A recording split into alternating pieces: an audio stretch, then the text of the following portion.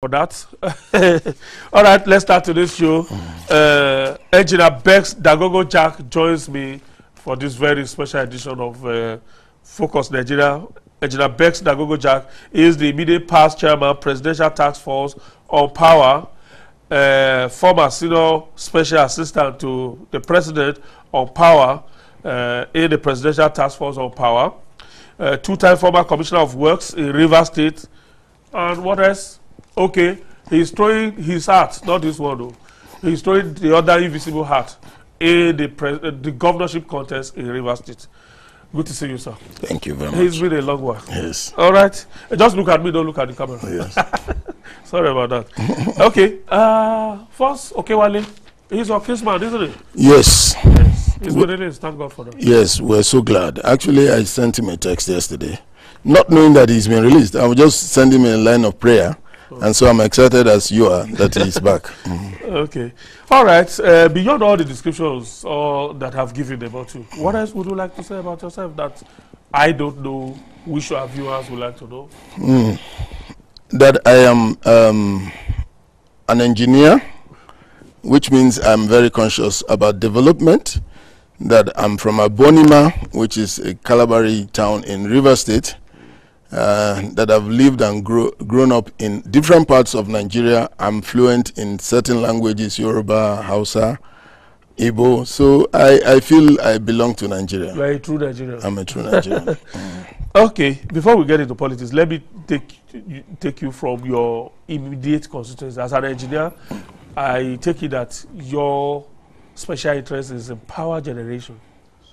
Do you have special interest in power generation? Otherwise, I mean, you wouldn't have served in all of these task forces, senior special assistant to the president on power and all of that. You were also in the presidential task force. What do you feel about the power situation in Nigeria today? Yes, the power situation in Nigeria needs to be properly understood. We were in a situation where government owned all the assets and managed them for several years, and nothing changed. Power was the same. We earned different sobriquets, never expect power always, and so many other names, because nothing was happening. So the president decided to reform and transform power. And the fundamental way to do that was to put together eggheads, people who have done it before, who can do it, who have the vision, who can study other experiences and bring change to Nigeria. And he put together the Presidential Task Force on Power, which I chaired after Professor Batinaji. And he put together the Presidential Action Committee on Power, which he chaired.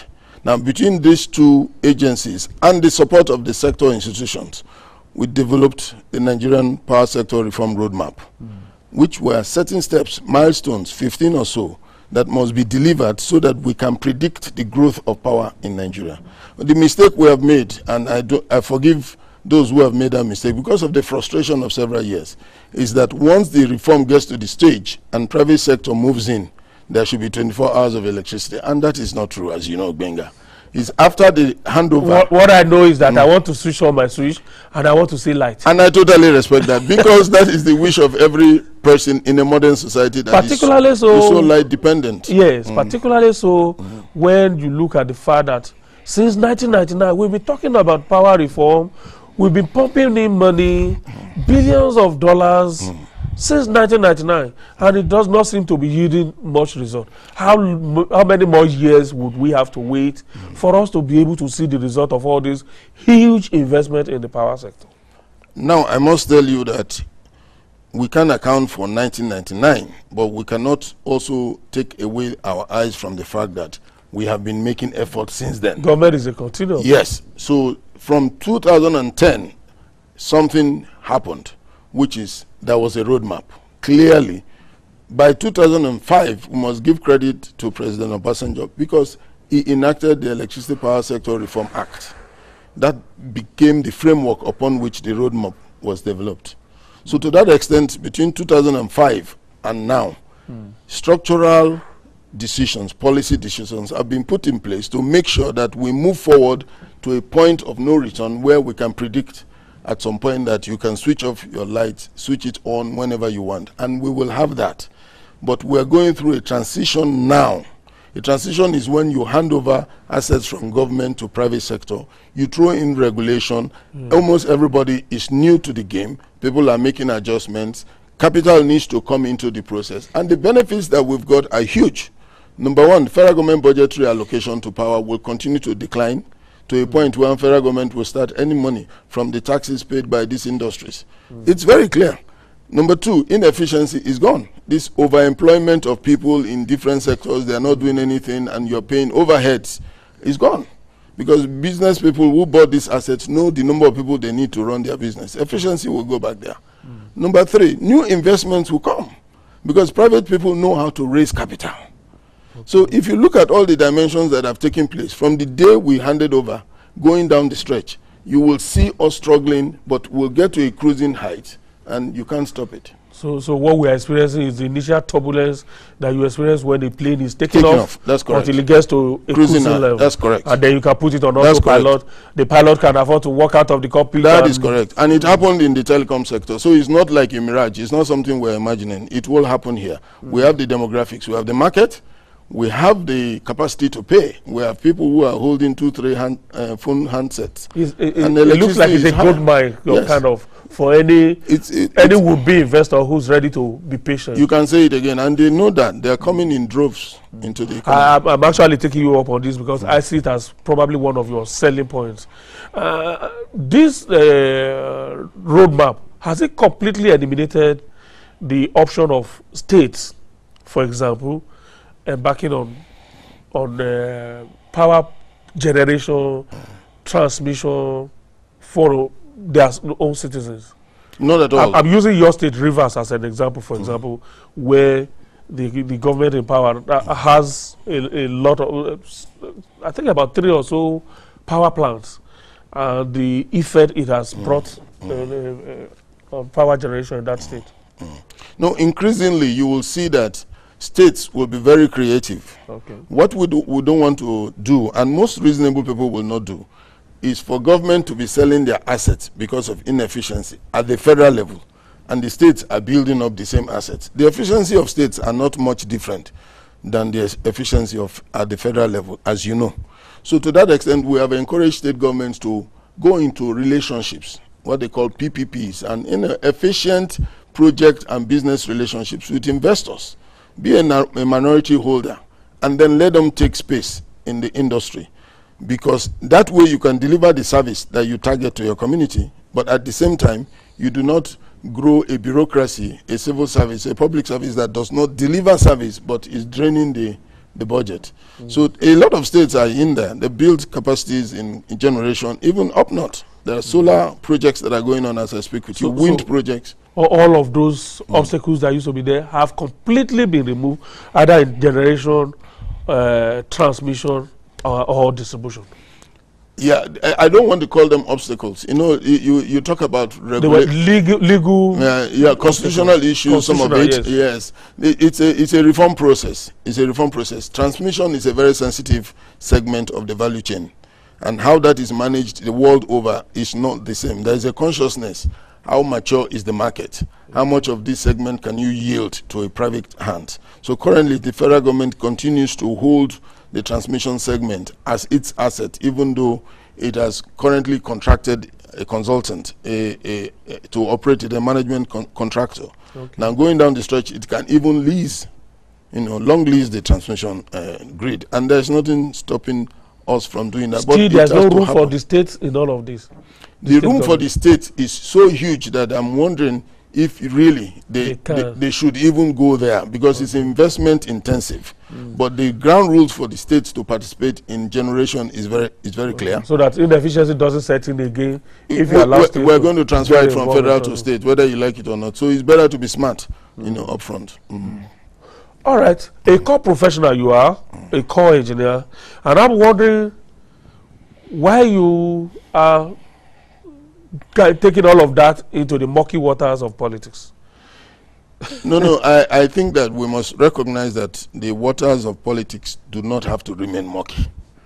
It has moved from murky to clean in so many. Is it clean yet? So many jurisdictions. So I think that we cannot resign ourselves to the murkiness. So it's only by getting in the mix, you can change the concentration of the murkiness, and some of us have to yield to that kind of challenge. But again, if you look at Rivers State, we also see a state with a lot of potentials, and that some of that we have the potentials we are not able to tap because of the kind of leadership. As some of the famed philosophers, and I always quote them, would say, that a government, a people deserve the quality of the government that they elect or they allow to rule them.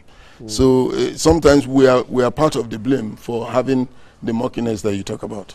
So for a professional like you, what are the attractions for trying to go into politics fully and head on as it were now? I would start by saying to you, Gbenga, if we study the trend across the different countries, different nation states, different economics, you will see that the technocrats are coming into leadership in Brazil, in Latin America, even in West Africa.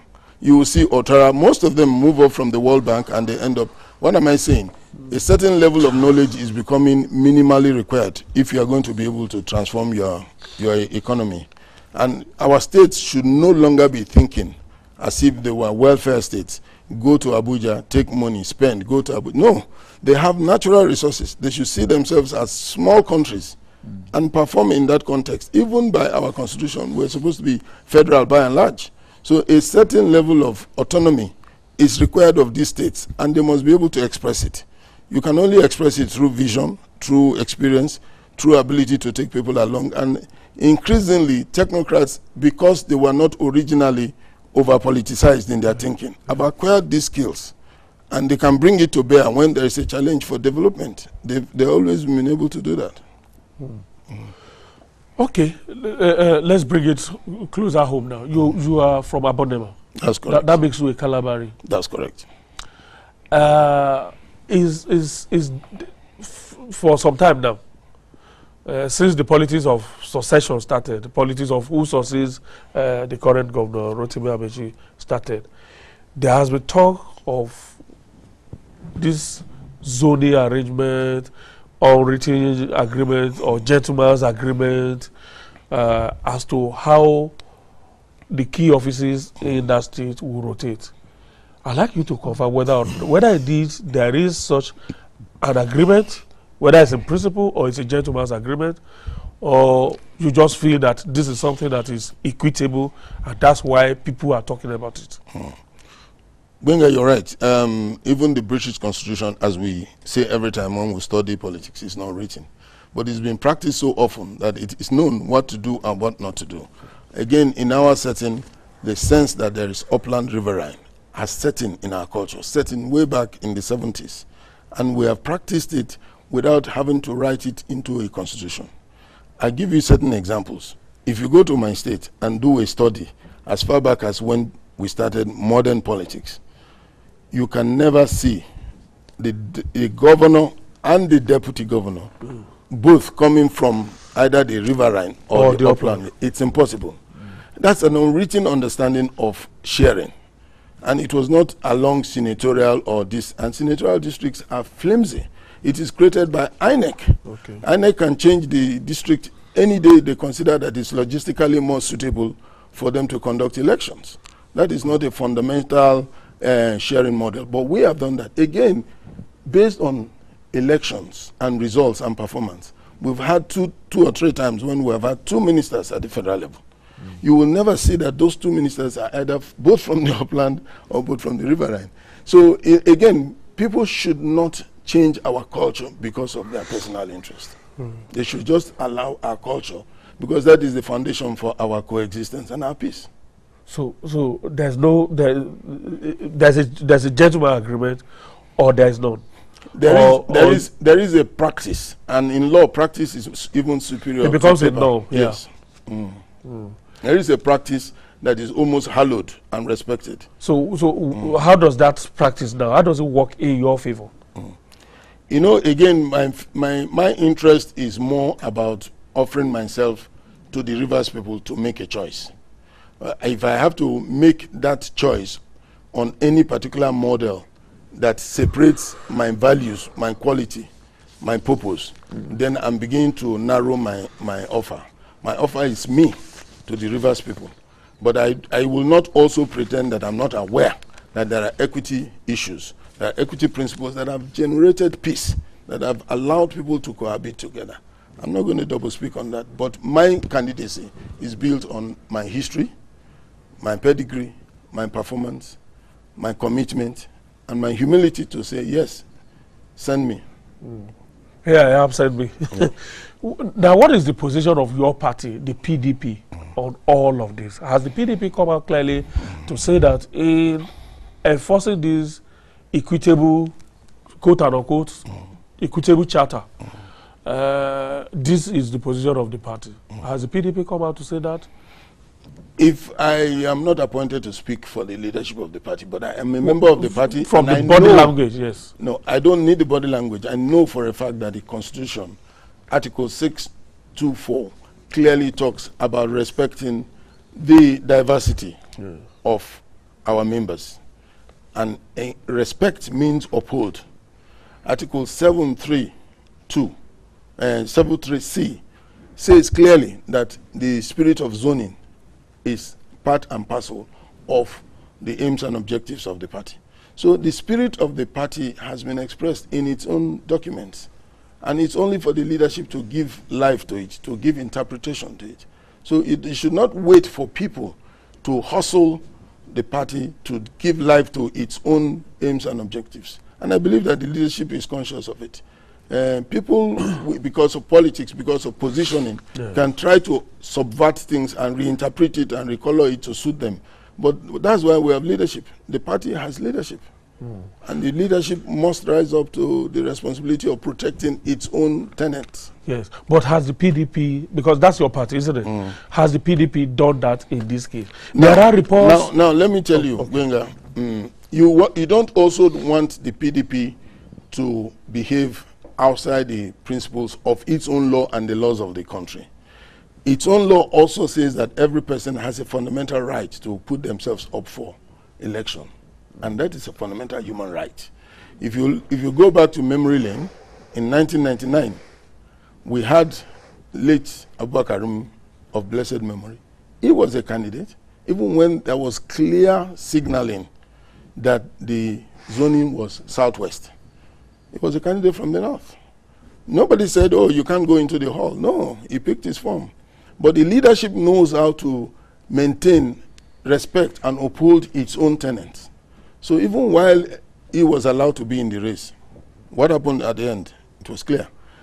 After Obasanjo, when there was a sense that by our own constitution and our culture as a party, it should rotate to the north. What happened? The field was full of candidates from everywhere in Nigeria, south, different places. What happened at the end of the day? The candidate that emerged appeared to be totally in line with the party principles and tenets. So for you to say nobody should come because we have zoned it to here, it's not fundamentally correct. It's not constitutionally correct. But that people should come, and they should come knowing that the party will not undermine its principles. So it is the party respecting its principles that gets to be in play. And it has been in play so many years that one can only assume that it's not now that it will change. I'm wondering where you draw the line. If a party, for example, using all instructions, says we are adopting this person as our candidate, and all the party structure endorse that position, isn't that antithetical to the principle that is already in the party constitution that every party member should be allowed to freely ventilate their political ambition? Exactly. No. If you say that a party coming out to endorse somebody... If somebody is running against that position that has already been endorsed by the party organs, isn't that person indirectly standing in front of a moving train or maybe guilty of anti-party I agree, but I don't know whether you are talking about the river situation or... I'm talking about nationally now. Okay. Yes. If you are talking about nationally, don't forget that there's a due process. And I need you to be specific. If we're talking about the president's position... Yes, well, of course we have an example. Yes, the president's position, they followed the due process and established new position of the party that respects the fact that the sitting president should be given access and the first right of refusal. Okay. Politics is about evolution. So new things evolve and people look at it and they conference on it, they consult on it, consensus is built, and consensus is illustrated in the eyes of the public. It was not within the bedrooms of people that this decision was taken. So to that extent, it's an evolution. It could even benefit so it's a new position of the party. It is an evolution of principles. How democratic is that? It is very democratic because the process by which it came followed the rules of the book that is called the PTP Constitution. That the party organ can endorse somebody to the exclusion of others.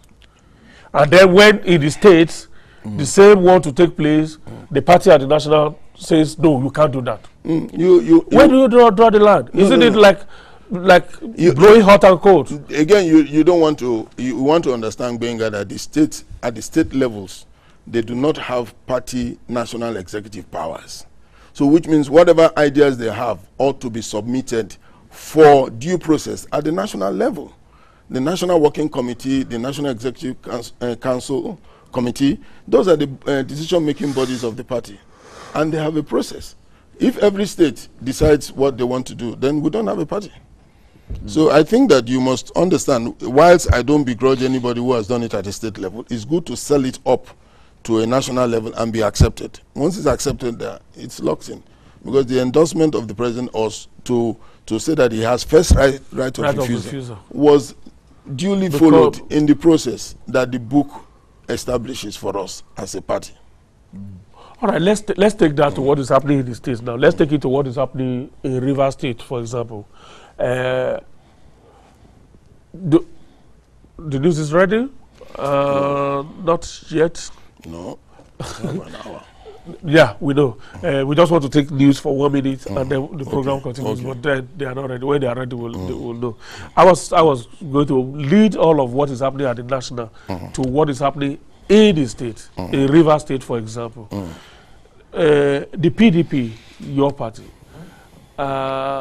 seems to be divided, kind of. Within the party, there is the executive, and then there are majority of members. I know that several attempts have been made to try to reconcile the different interests that are clashing within the party, all to no avail. How do you see that played out at this particular crucial stage?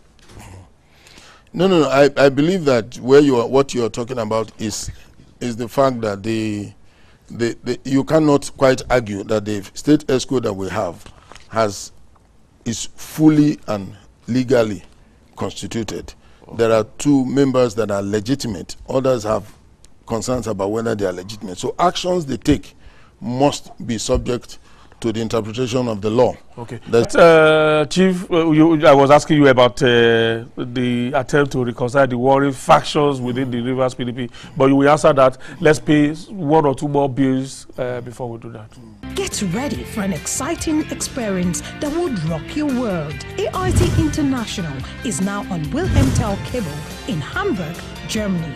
Yes, you can now learn more about Africa from the best, join in the views to examine effectively and celebrate with a continent full of history and great discoveries. News on Africa, sports, documentaries, and African movies. Now on Wilhelm Tell Cable, Hamburg, Germany. Hurry now. Get connected. Call your cable operator to contact Media Pool on +494 043 2007. If you are a viewer in Hamburg, please call 0405 2104 442 or log on to www.wilhelmtell.de to get connected. AIT International and Wilhelm Tell Cable, a partnership for the best African experience.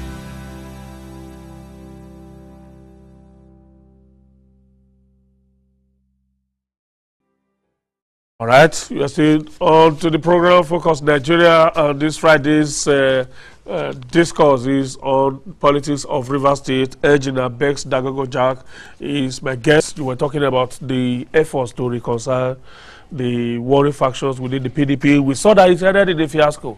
So what does it what does this portend for the PDP as it prepares for this very important primary? Yeah, Gbenga, you're right. I was even at the Legacy House, and people tried to assault.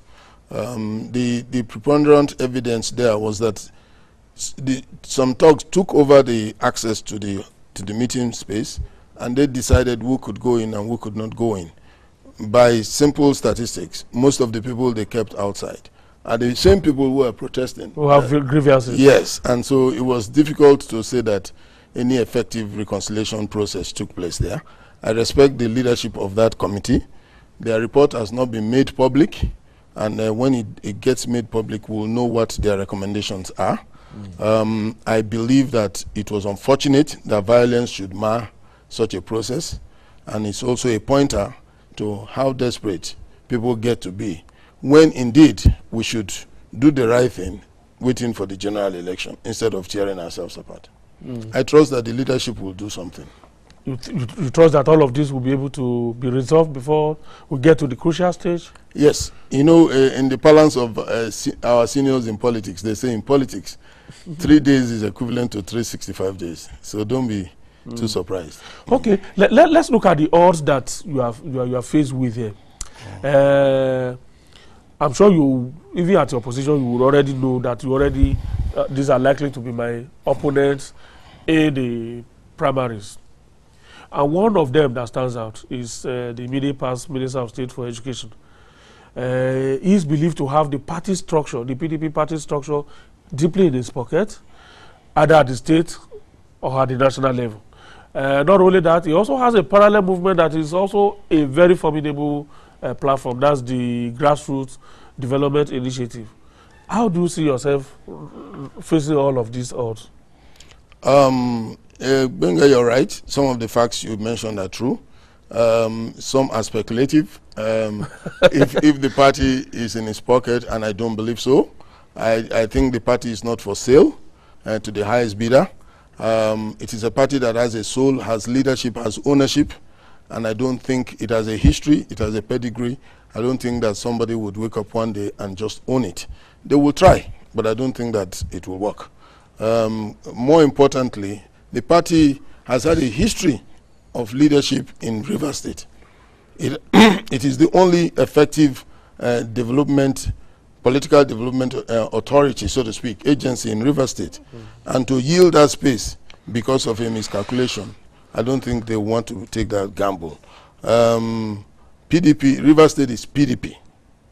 Even our current governor, who I respect because he's holding a high public office, is PDP. We elected him in 2000. Rivers State in 2014. It's not the same Rivers State of 2011 when it was 100% PDP.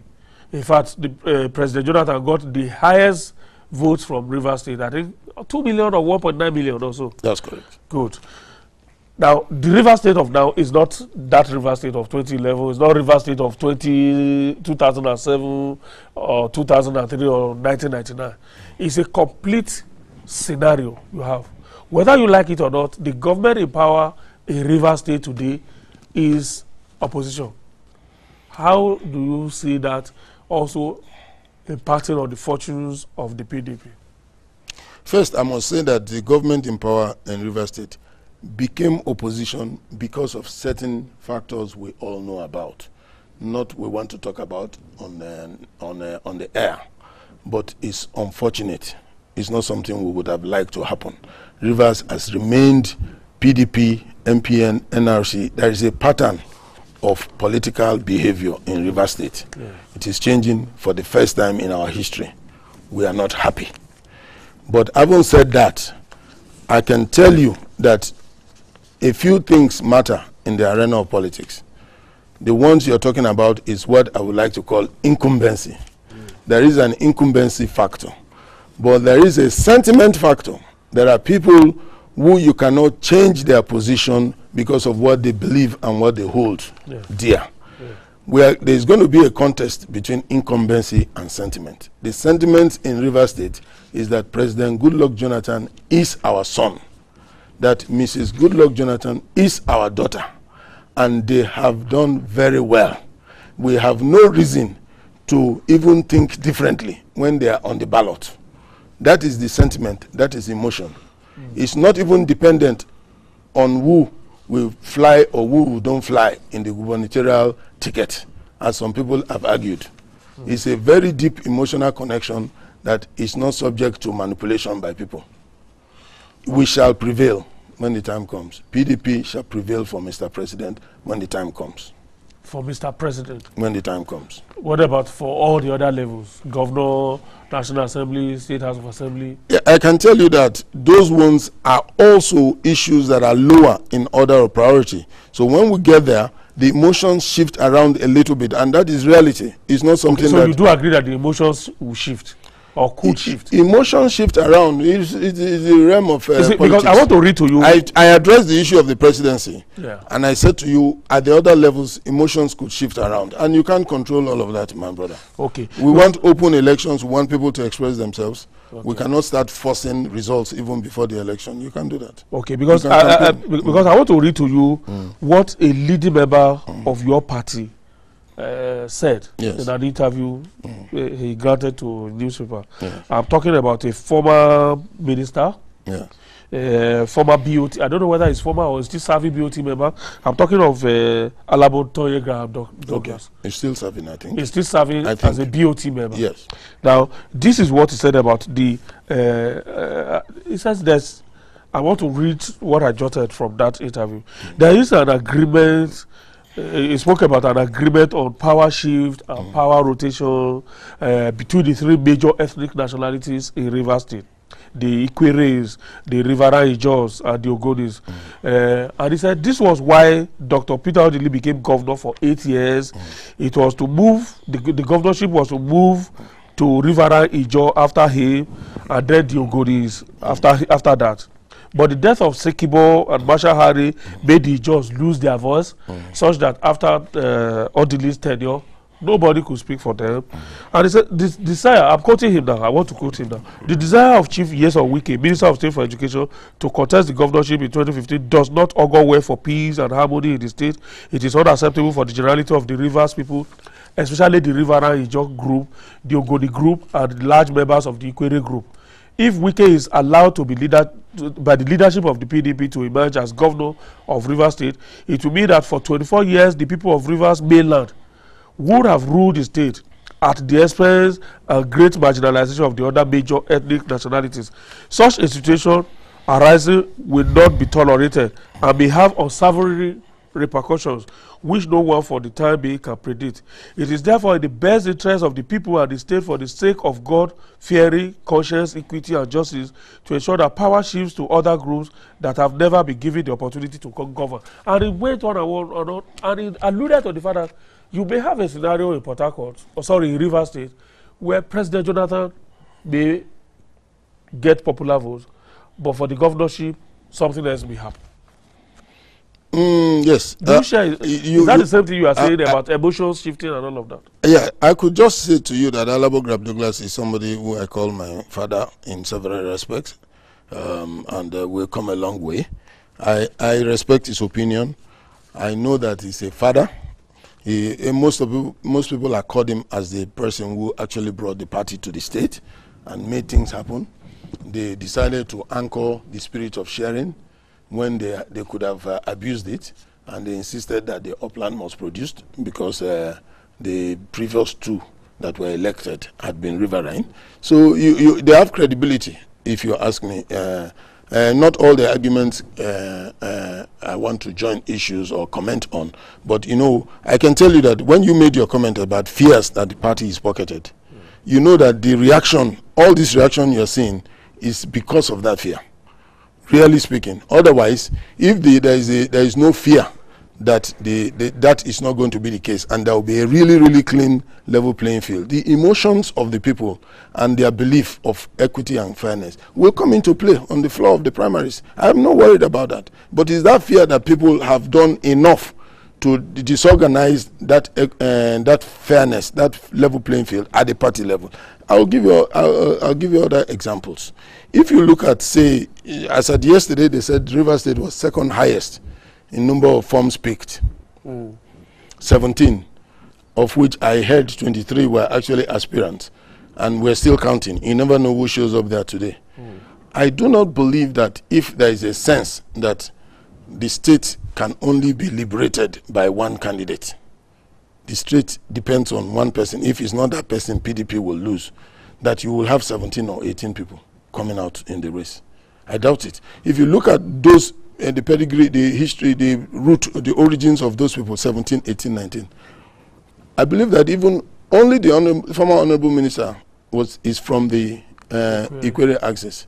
To the extent that it's also a spoken, like you said, not everything is written. It's also an unwritten speech. The preponderance of the aspirants from the riverine. Yes, and the Ogoni axis. Yes, it's already a statement about the sentiments and the accommodating principle of everybody. That also have a negative effect. You would have spread your votes too thin, such that it may be to the advantage of the other. Yeah, but we have to go back to first principles. First principles are that the people must be allowed to express their choice. And I do believe that there are a lot of Ikwere people, by the reason of the fact that even one person alone, is that the other people are saying, oh, we've had our share for the peace of this state, let other people go. So, and even Ikwere delegates, if they are not over-manipulated and over-politicized, can go there and express what they believe. So I think that we must look at it really as it is, rather than allowing ourselves to jump into conclusions. Do you see a level playing field in the primaries, judging by all of these play up onto the time the primaries will hold?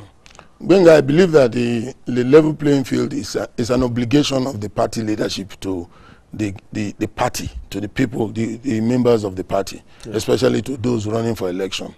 It's not a favor. So the level playing field must be not only done, but to be seen to be done. So if you are talking about it, but your footsteps are saying something else, then it means that you're double speaking. And reactions will follow.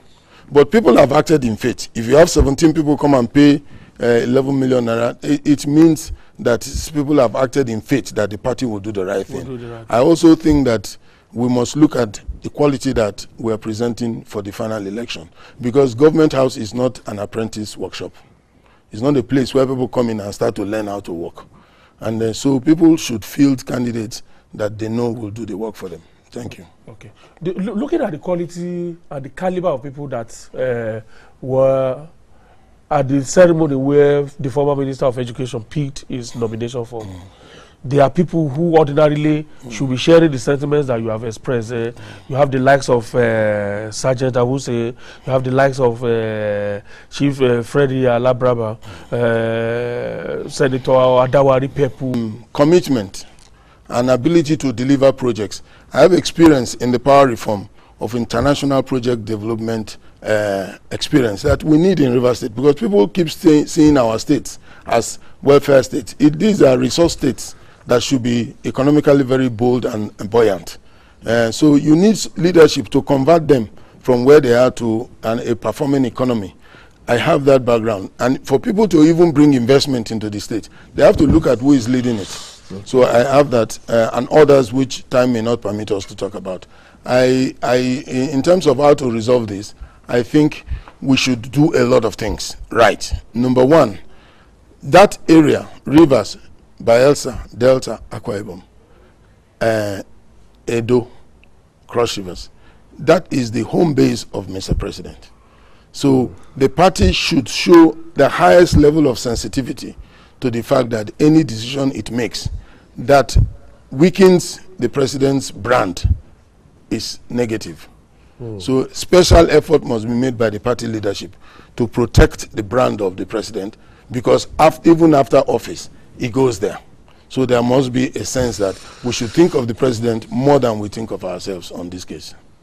I understand all that. So thank you so much. There are so many tweets, questions, but I deliberately avoided taking the tweets because they will bother on asking you to campaign, and I'm not so sure it's time to campaign yet. Yes. When the time for campaign starts, I'm sure you will find this platform a veritable one to also take advantage of. Thank you. Thank you. Engineer Beks Dagogo-Jack is the immediate past chairman, Presidential Task Force on Power, former senior special assistant to to President Goodluck Jonathan on power in the Presidential Task Force on Power, two-time former Commissioner of Works in Rivers State, and as you heard from there, a governorship aspirant in Rivers State. He's a member of the PDP. Thank you, sir, for your time this Friday. Thank you, Gbenga. Sit down. Sorry that I'm commanding a Calabari prince. So sorry about that, but please, just let's no do problem. it No problem. All right, thank you, sir. That's the program this Friday. Do enjoy the rest of the weekend. Do everything in moderation, because that's the only way we can see at the end of the weekend. My name is Gbenga. I'll see you on Monday.